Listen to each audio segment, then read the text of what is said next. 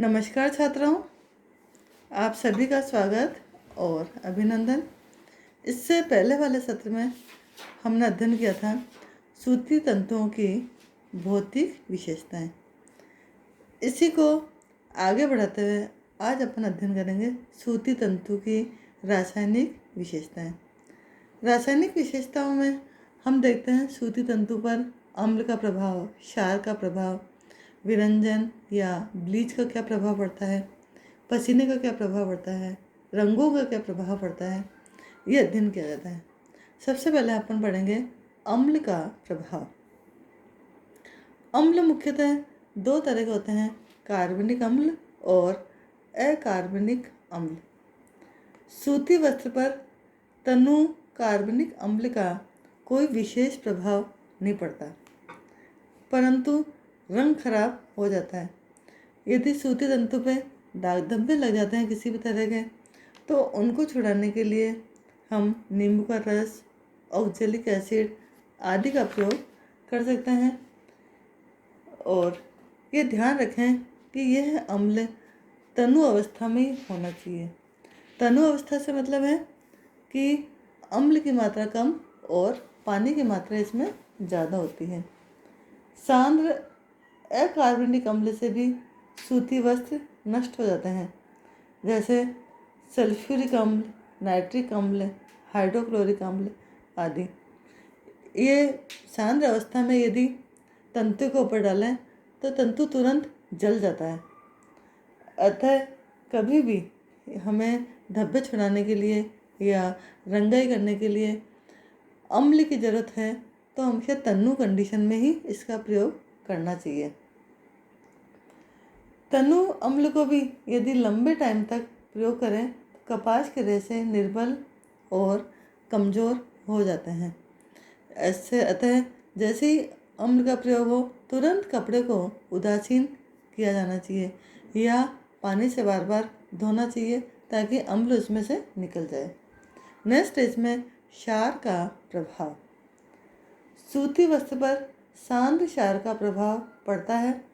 सांद्र क्षार से इसके रेशे निर्बल होकर गल जाते हैं, परंतु हल्के क्षार का इसके ऊपर कोई प्रभाव नहीं पड़ता। इसीलिए सूती वस्त्र को किसी भी साबुन से रगड़कर धोया जा सकता है। यहाँ तक कि इसे प्योर सोडे से भी धोकर हम उबाल सकते हैं तो भी इसके ऊपर कोई प्रभाव नहीं पड़ता। बस इसके रंग अवश्य थोड़ा सा हल्का और धुंधला हो जाता है। जब हम कॉटन में परिचर्या देते हैं, स्पेशली मर्सराइजेशन, तो उसमें कास्टिक सोडे का ही प्रयोग करते हैं। कास्टिक सोडे कारण उसमें संरचनात्मक परिवर्तन आ जाते हैं और वह कपड़ा मर्सराइज्ड कॉटन कहलाता है, जिसमें प्योर कॉटन से ज़्यादा अच्छी क्वालिटी इसमें मर्सराइज्ड कॉटन में पाई जाती है। स्पेशली यह वस्त्र चमकदार हो जाता है और रंगों को आसानी से सोख सकता है। नेक्स्ट है विरंजन का प्रभाव या ब्लीच का प्रभाव। सफ़ेद सूती वस्त्र बार बार प्रयोग करें तो पीले से गंदले से हो जाते हैं, अतः उनमें सफ़ेदी लाने के लिए ब्लीचिंग करना आवश्यक होता है। सूती वस्त्र पर किसी भी प्रकार का ब्लीच का प्रयोग किया जा सकता है, परंतु घरेलू ब्लीच के लिए सोडियम हाइड्रोक्लोराइड, नील आदि सर्वोत्तम रहता है। और सबसे अच्छा ब्लीच कॉटन के लिए है सनलाइट और एयर। इसीलिए कपड़े को यदि हम देखा होगा, धोबी सूती कपड़ों को स्पेशली घास पर फैला कर रख देता है, तो सनलाइट और हवा के कारण उसमें प्राकृतिक चमक आ जाती है। और प्राकृतिक जो ब्लीच होती है वह कभी वस्त्र को नुकसान नहीं पहुंचाती। नेक्स्ट है पसीने का प्रभाव। सूती वस्त्र बार बार पसीने के संपर्क में आकर कमज़ोर हो जाते हैं। अगर पसीने युक्त वस्त्रों को बिना धोए ही संग्रह करके रखते हैं तो इसका प्रभाव स्पष्ट रूप से दृष्टिगोचर होता है। वहाँ से वस्त्र कड़क कड़क से हो जाते हैं और रगड़ने के पश्चात जल्दी ही फट जाते हैं। इसलिए वस्त्र संग्रह करने से पूर्व इन्हें अच्छी तरह से धोकर, रगड़कर सुखाना चाहिए, फिर संग्रह करना चाहिए ताकि पसीना निकल जाए।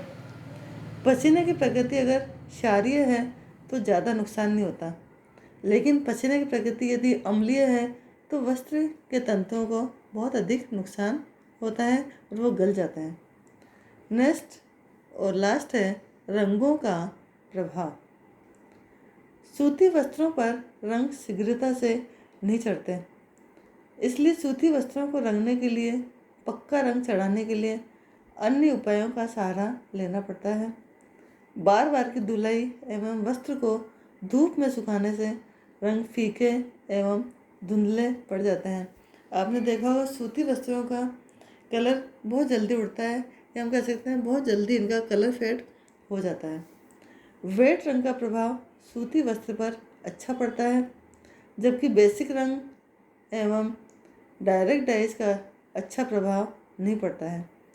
बाटिक कला में नैप्थलीन रंगों का प्रभाव सूती वस्त्र पर बहुत अच्छा पड़ता है, फलतः यह सरलता से रंग लिए जाते हैं। साधारण सूती वस्त्र की अपेक्षा मर्सराइज्ड वस्त्रों पर अधिक सहजता से रंग चढ़ता है। सूती वस्त्रों पर मुख्य एवं चटक रंगों का प्रयोग करना चाहिए। मर्सराइज्ड कॉटन में इसकी संरचना, इसका व्यास गोल हो जाता है, इसलिए ये कलर को आसानी से सोख सकता है और उस पर कलर का बहुत अच्छा इफेक्ट आता है। इसलिए जहाँ तक वो कलर करने से पहले फैब्रिक में मर्सराइजिंग की प्रक्रिया दी जाए। धन्यवाद। यह आपके रासायनिक विशेषता यहीं समाप्त होती है। धन्यवाद।